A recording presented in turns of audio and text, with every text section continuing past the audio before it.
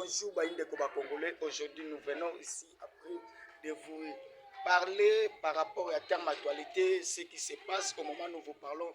L'actualité vient d'être confirmée et au moment où l'image qu'est-ce qui se passe dans Makambo par rapport au bombardement les Kanaki et l'Ouganda, même les États-Unis, département États d'Amérique viennent de poster et viennent de confirmer sur la mort de Makenga.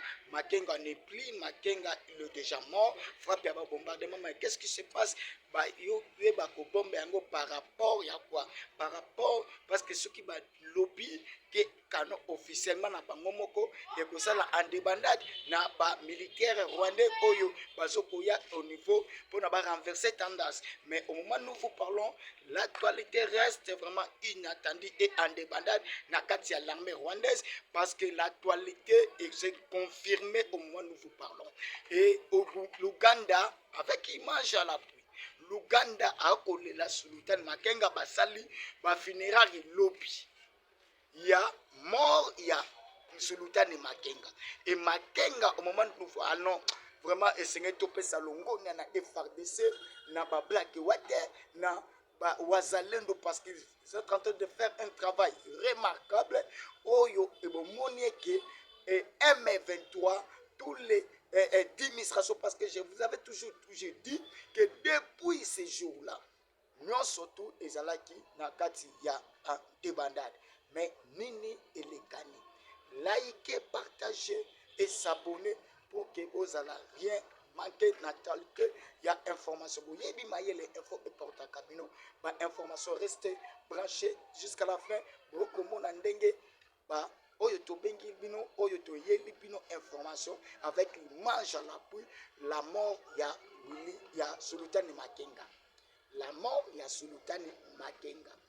Makenga ya solo azana bomoité to yebisa ki bino, mais beaucoup de gens bandaki kocha ndeti tozoko kosa mais lelo to yeli bino ba image et TV eza radio te bozoko mona yango na kati ya Uganda bakosala matanga ya nani ya Sultan Makenga.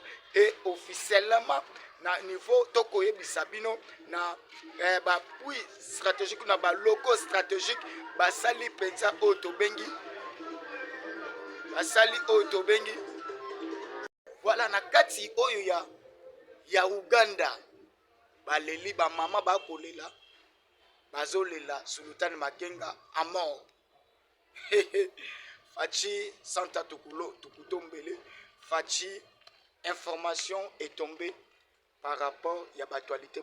Toza rester branché na Willy Ngoma, na Sultan Makenga plutôt. Parce que Willy Ngoma bomona qui déjà interaki et Makenga ba bombaki. Plusieurs canaux, plusieurs têtes. Il y a bayi M23 administration rwandais oyo bakufi na ba frappe ya ba bombardé. Nayebi ke soki toza même wana partout à côté la vraiment baye kokufa se kokufa tango bakufi babombi pona ke bapesa moral na bayi M23 par rapport ya demande ya Kagame pour que bazwa otobengi Rubaya ozali site ou réserve ya mondial ya coltan et ya cobalt.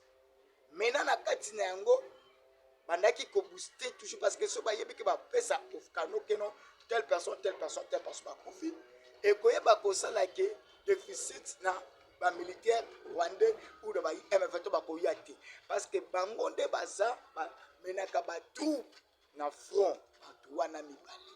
Maintenant qu'est-ce qu'il faut faire? Il faut cacher l'information. C'était ça où ma caché qui information de mon qui va remplacer qui dès lors que mon qui va remplacer qui Makenga ça que vous comprendre déjà awa mabe ezaki ya kokota pe mabe écoute maintenant na kati moment to koloba ba bombi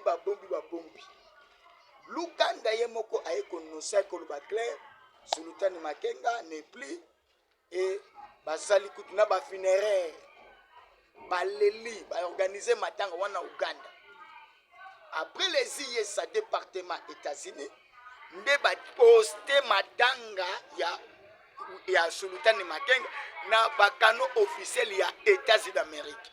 parce que États-Unis sous basali eloko musu ya lukuta.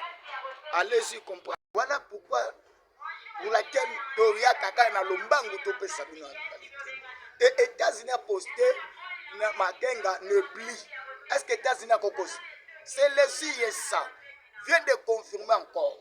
Pendant ce temps, na Kigali matanga de bana et ba comme ko cible bango ba ibana ko. Like partager ngonga ezangonga bomoni ke to sali émission besika oyo habituel te to sala ke émission esenga kato ya na lombangu to pesa bino à l'actualité qu'il faut rester branché et liker et partager actualité comme la batonos mon numéro c'est plus 249 624 86 98 et que Dieu vous bénisse, que Dieu bénisse le Congo. Ciao.